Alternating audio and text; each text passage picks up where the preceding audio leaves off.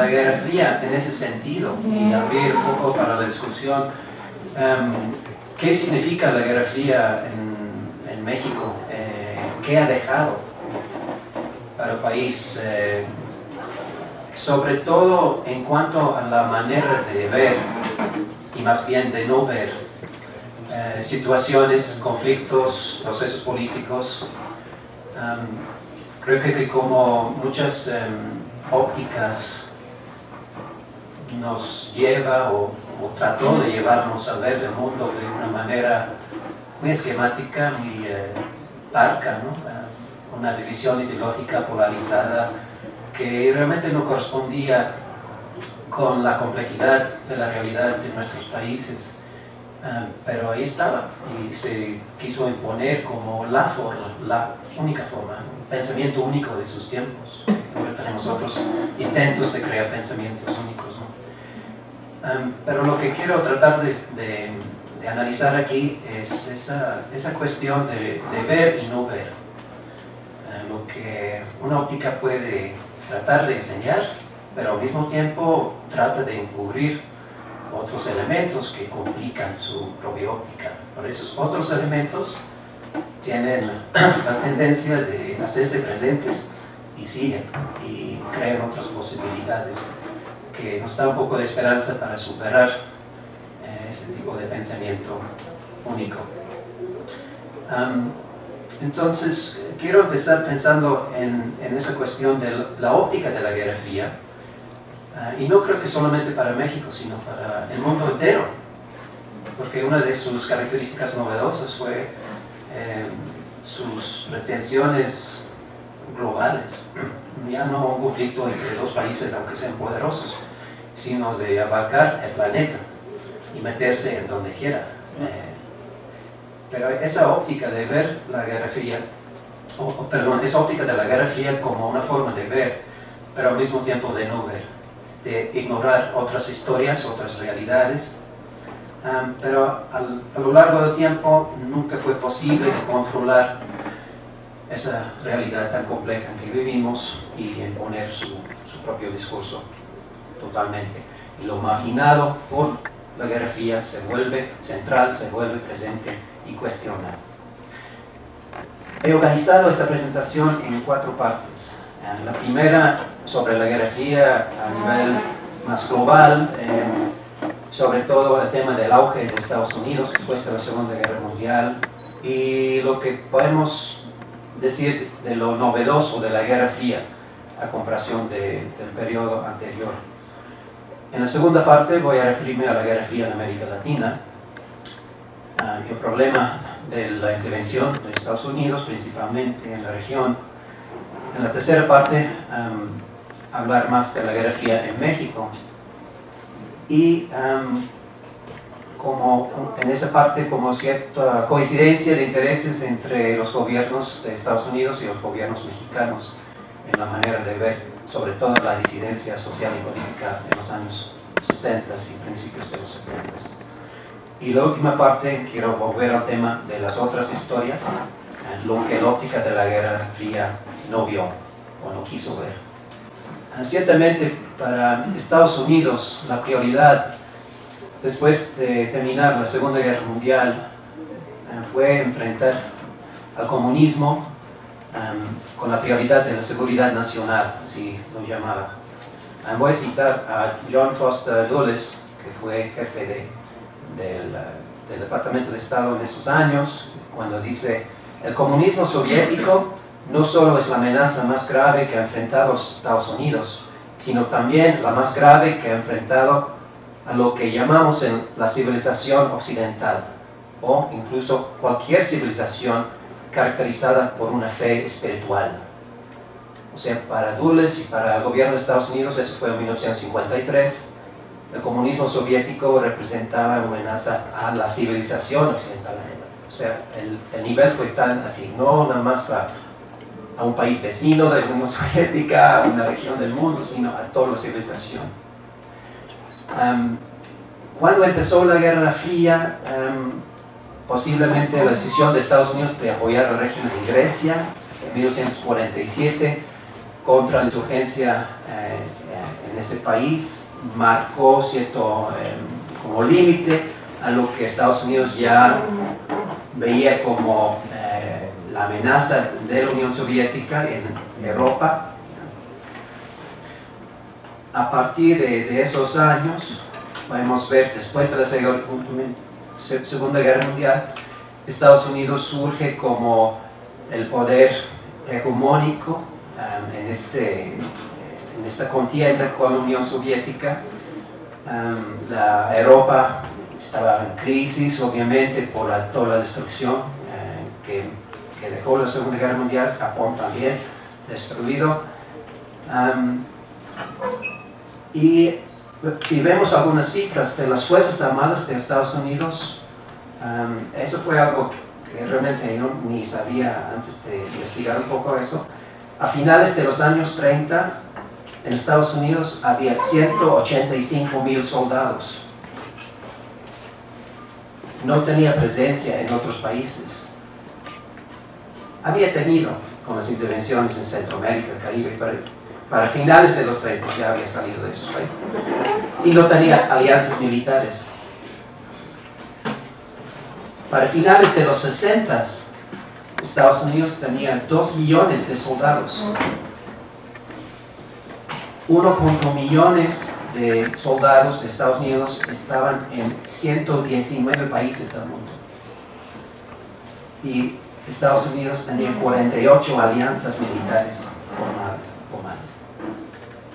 O sea, en la época que estamos hablando es una expansión militar de Estados Unidos tremendo, que nunca se había visto en la historia.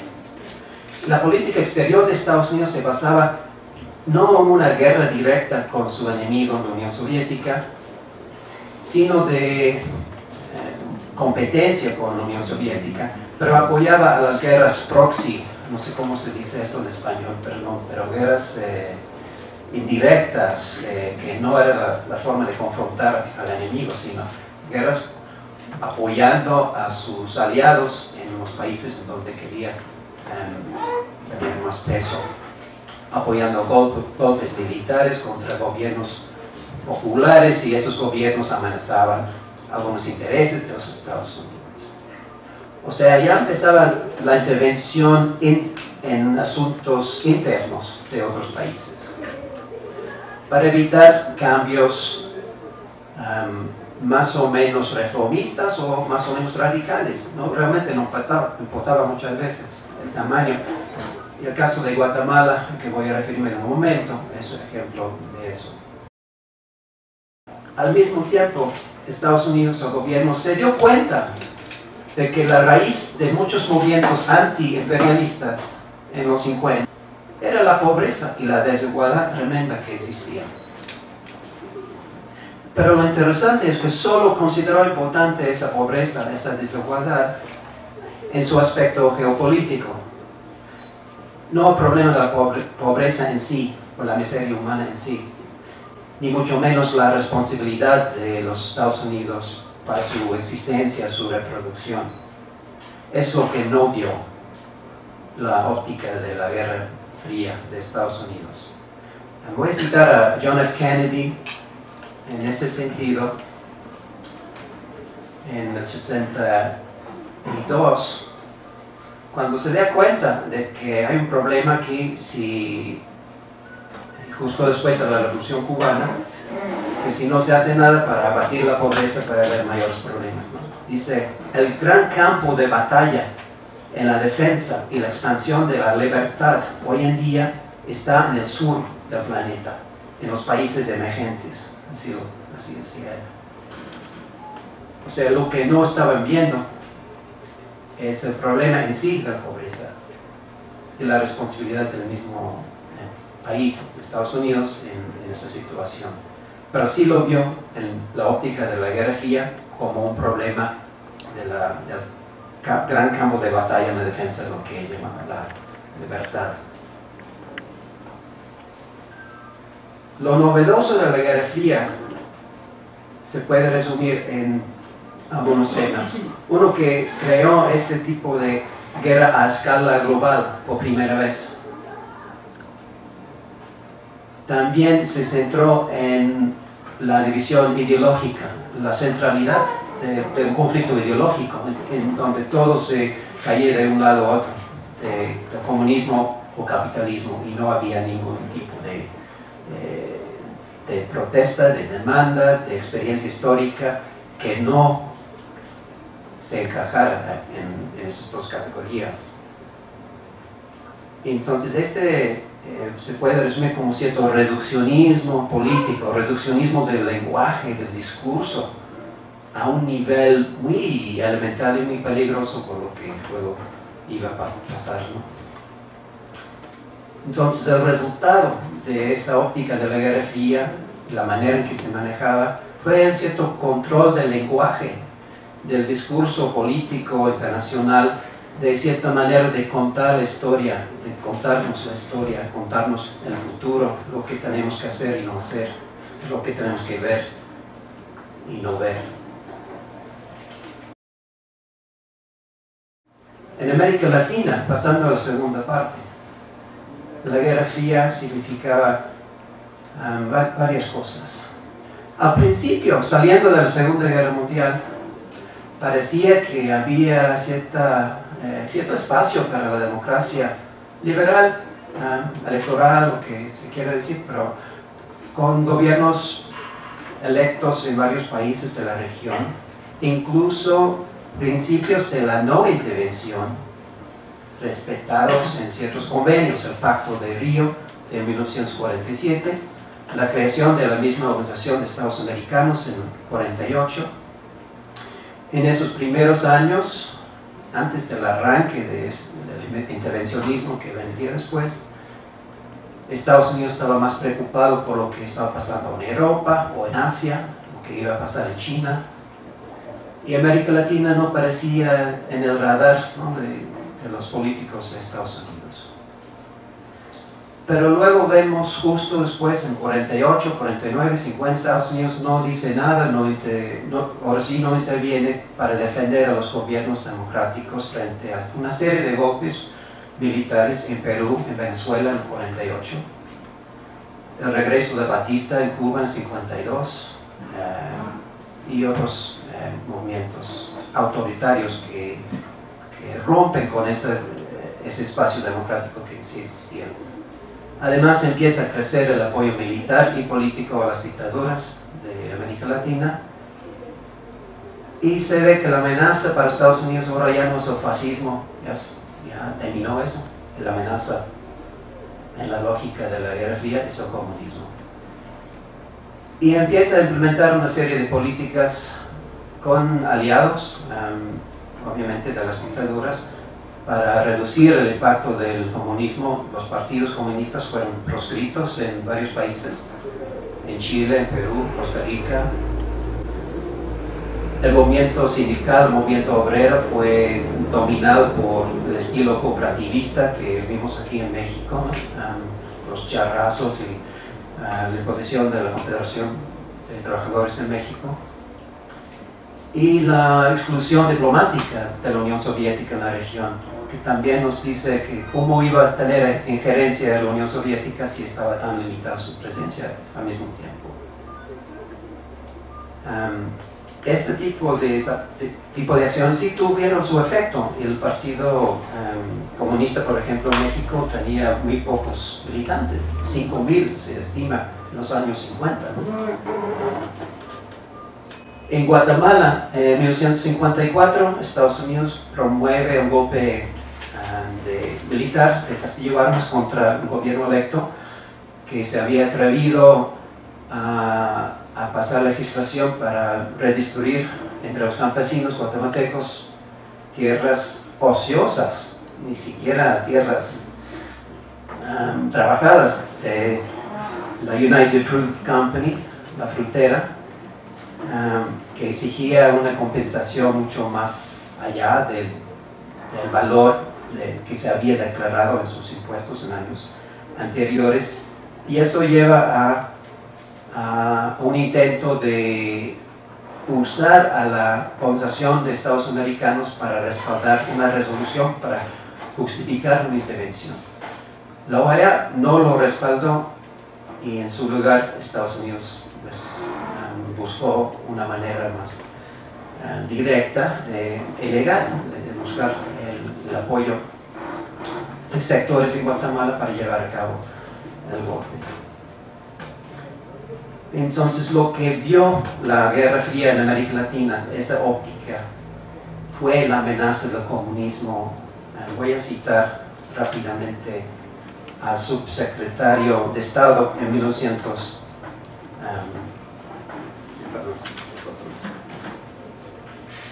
La declaración que Estados Unidos quiso que la OEA aprobara incluye el lenguaje como la siguiente. Dice: la dominación o el control de las instituciones políticas de cualquier Estado americano de las Américas por el movimiento comunista internacional sería una amenaza al hemisferio entero y requeriría acciones apropiadas de acuerdo con los tratados vigentes.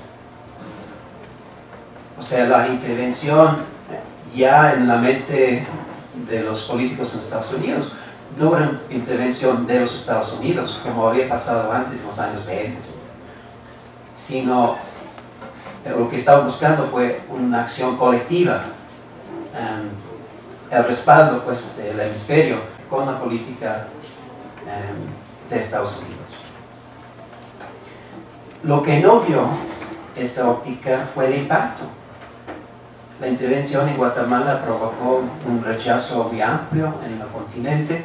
Este rechazo se manifestó de diversas formas en diferentes países. Cuando el vicepresidente Richard Nixon hizo una gira en 1958 por América Latina, fue rechazado ampliamente en país tras país. Luego, obviamente, la Revolución Cubana logró poner otra vez en la agenda la relación entre la no intervención y el antiimperialismo. Entonces, la lógica de la Guerra Fría vio el comunismo como algo que estaba ya metiéndose en las instituciones políticas, en el gobierno guatemalteco, en la reforma agraria, no sé qué, pero no vio el rechazo más amplio que estaba ya surgiendo en muchos países de la región. Entonces el problema para Estados Unidos después de la Revolución Cubana y después de todo eso fue cómo buscar aliados en América Latina. O sea, yo ya no estaba controlando fácilmente este escenario, aunque quisiera. Y con eso creó otros mecanismos, sobre todo económicos, de apoyar modelos de desarrollo que Adriana mencionó, Arturo Escobar, como critica esa visión de modernización y desarrollo como crecimiento, simplemente. Ese modelo de modernización para hacer crecer una clase media, con la idea de que la clase media va a ser muy moderada, no va a querer ni ultraderecha ni revoluciones de izquierda, y eso va a ser el aliado principal de Estados Unidos, de crear esa clase media pro Estados Unidos. Finalmente eso no logra cuajarse y sobre todo después de la muerte de Kennedy, la política de Estados Unidos vuelve a lo básico, que es la seguridad, y empieza otra vez a apoyar a las dictaduras, ahora sí, de manera más contundente durante el resto de la década. Ahora, pasando a la Guerra Fría en México, varios autores han señalado que para la CIA o el gobierno de Estados Unidos realmente no tenían tanta necesidad de intervenir en México directamente, por lo menos, porque el régimen del PRI hacía todo lo que hubiera querido, en mantener el control estricto de los movimientos sociales, los movimientos sindicales, la izquierda, de no permitir que el Partido Comunista pudiera participar libremente, etcétera, etcétera. Más bien se trataba de apoyar al régimen priista después de 1940, y sobre todo con Miguel Alemán, y los presidentes que siguieron.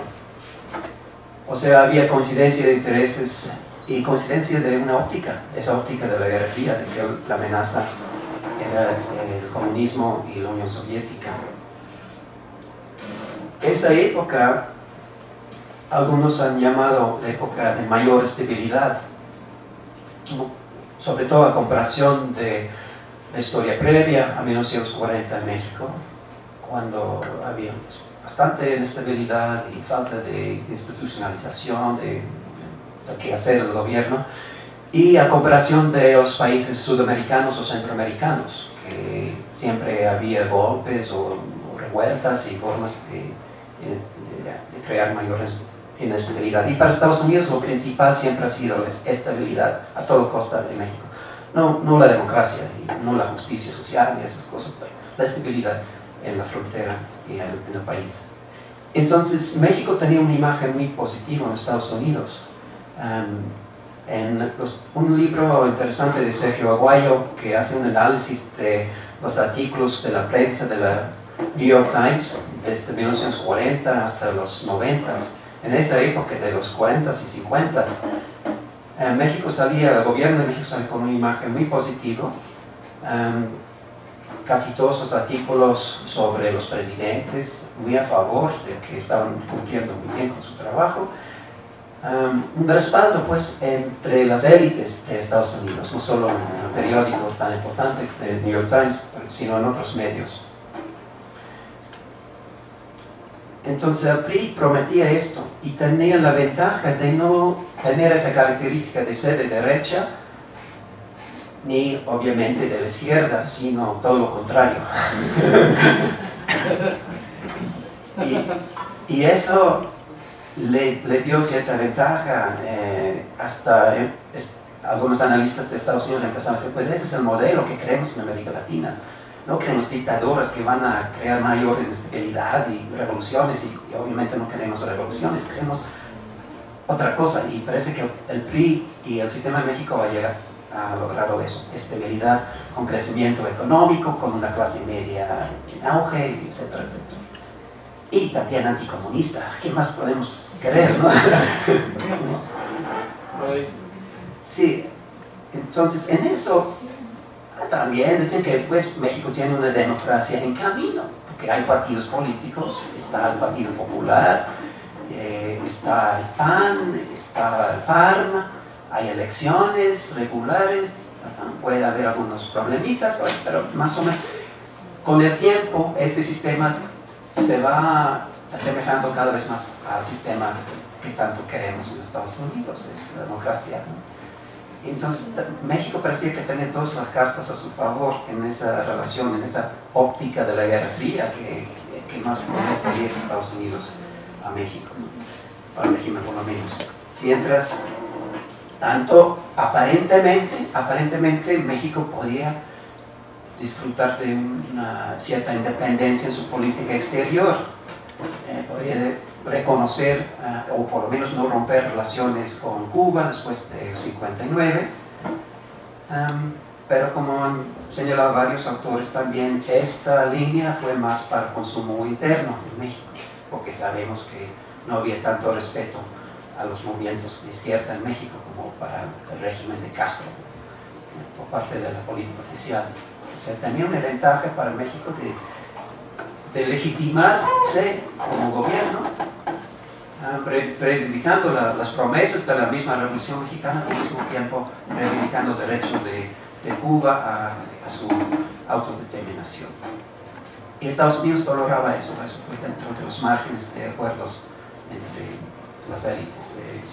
Coincidieron pues en que el anticomunismo era lo más importante en la política interior de México. El director de la CIA en México, Winston Scott, entre 1956 y 1969, fíjense las fechas muy importantes, ¿no? 56, 69, abarca ese periodo que estamos hablando. Un trabajo de Jefferson Morley, un libro y algunos artículos hablan de esa época. Y él dice que este Winston Scott reclutó en su red de inteligencia de espionaje, que se llamaba Litempo, a 12 agentes de las altas esferas de la política mexicana, incluyendo a Díaz Ordaz, Litempo 2, todos tenían sus números, ¿no? A Echeverría, Litempo 8, a Fernando Gutiérrez Barrios, quien fue jefe de la Dirección Federal de Seguridad, el número 4. Amistades personales, por ejemplo, con Díaz Ordaz, su familia, consolidaba ese tipo de relación. Entonces la información que recibía la CIA y pasaba al gobierno de Estados Unidos no venía tanto de informantes independientes, sino de los mismos gobernantes del país. Entonces Scott dependía de los análisis de estos políticos, no de fuentes independientes. O sea, facilitó ese reduccionismo de la óptica, aceptando todo lo que querían decir Díaz Ordaz, Echeverría, principalmente eso del anticomunismo, que es, si Díaz Ordaz decía que pues, el gran problema en México es el comunismo que nos va a afectar, ¿qué van a decir Estados Unidos? Si esa es la inteligencia que les está llegando. Entonces aceptaron bastante esa óptica, al tiempo que en el país y también en el mundo las cosas, si ya eran complejas, se hacían más complejas en los 60s. Había otros tipos de movimientos sociales que están surgiendo. No todos encajaban en esa lógica, pero esa fue la manera de ver las cosas. O sea, todos los que se oponían al régimen tenían que ser parte de un complot soviético, chino, y no la expresión de demandas populares frustradas de sectores marginados del llamado milagro mexicano de crecimiento sostenido, etc. Sectores oprimidos por la Pax priista, jóvenes, estudiantes, campesinos, obreros, profesionistas, médicos, la diversidad política que se expresaba, que se desplegaba para la gente que vivía en el país, que sabía que eso pasaba, que participaba en eso. Pero la versión oficial que todo es un complot soviético. Estas contradicciones también salen en los mismos informes de la CIA. Para citar el informe de agosto de 68 de Winston Scott. Para él, los disturbios en el Zócalo, eso fue cuando los estudiantes ya estaban demandando diálogo público con las autoridades, ¿no? Y fueron reprimidos, hubo muchas represiones. Entonces dice, los disturbios en el Zócalo representaban, citando a ese comunicado de la CIA de agosto de 68, un clásico ejemplo de la habilidad comunista para transformar una manifestación pacífica en un disturbio mayor. Eso es lo que quiere decir con esa visión, esa óptica de la Guerra Fría, de ver algo mucho más complejo, por lo menos, que la habilidad comunista de transformar una manifestación pacífica en algo mayor.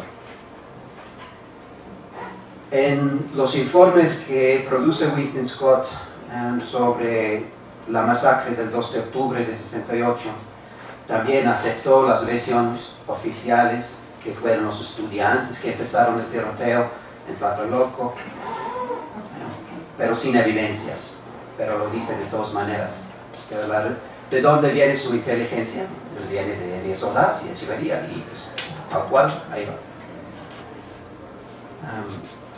Entonces esa es otra cosa de ver de cierta forma, pero no ver de otra forma más importante.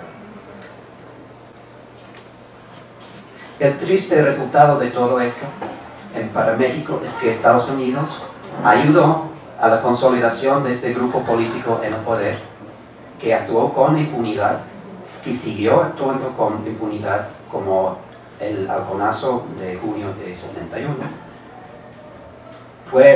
El resultado fue la protección al autoritarismo en México y un estado de seguridad nacional con entrenamiento de oficiales en los Estados Unidos, que permitió los crímenes de la guerra sucia de los años 70 contra los diversos movimientos guerrilleros.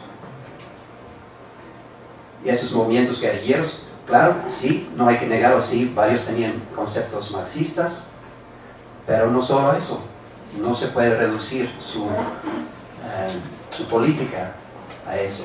Había diversidad de influencias, es imposible resumirlo en este momento, pero lo que voy es que la complejidad del escenario político todavía se iba reduciendo a una óptica de la Guerra Fría. Como menciona Carlos Montemayor, el gobierno siempre privilegiaba una estrategia de combate a las disidencias. No quiso entender las causas profundas, históricas del malestar social. Eso es no ver.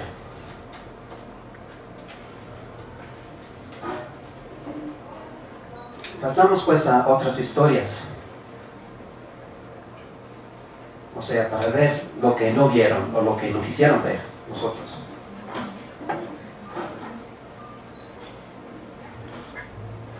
En esas otras historias, más bien desde estas otras historias, no hubo milagro mexicano de crecimiento sostenido, ni hubo estabilidad, ni hubo pax priista, ni hubo esa democracia en camino.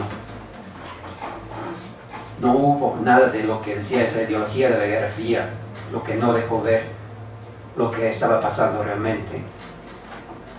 El periodo que va de los 40 a los 70 no era tan estable como quisieron pintarlo, pues, sino fue un periodo de viejas y nuevas resistencias y luchas por los derechos conquistados en la Revolución Mexicana y contra las nuevas formas de intervencionismo y el imperialismo. Derechos agrarios en las luchas, por ejemplo, de Rubén Jaramillo, de los movimientos campesinos del noreste, de Hugo Sem, del Central Campesino Independiente y otros. Las luchas por los derechos laborales, del magisterio, ferrocarrileros, los derechos políticos en cantidad de contiendas locales, de luchas cívicas, en donde empezó en el estado de Guerrero, el movimiento que luego se volvía movimiento guerrillero.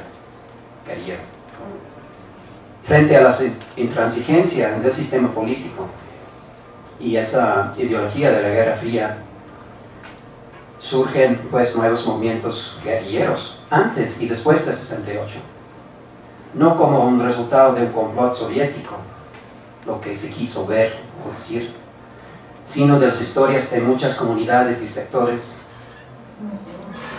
en contra de la pobreza y la desigualdad, en contra del intervencionismo, en contra del autoritarismo del régimen, o sea, lo que no se vio en la versión oficial. En conclusión, ¿qué es el legado, pues, o qué son los diferentes legados o elementos del legado de la Guerra Fría? Creo que uno es que dejó esa imposición de cierta óptica, cierta forma de organizar la vida política en oposiciones binarias entre los buenos y los malos, estás con nosotros o estás en contra, de criminalizar la disidencia. Tiene raíces preocupantes, profundas eso. Pero también ese legado, esa historia, lleva a la necesidad de reconocer otras formas de pensar y actuar. Que ese periodo también no se reduce a la Guerra Fría, se coincide con la Guerra Fría, pero la Guerra Fría no puede decir todo, aunque quisiera. Los movimientos sociales de la época retoma elementos de diferentes historias locales, anhelos nacionales históricos. Los movimientos campesinos en defensa de la tierra, de alternativas de economía campesina, las luchas contra el indigenismo, esa política de Estado de asimilación forzada que luego da pauta a luchas indígenas después. Nuevos movimientos de las mujeres, de ecologistas por los derechos humanos que también surgen en el calor de esos años. O sea, lo que pasa es que se va diversificando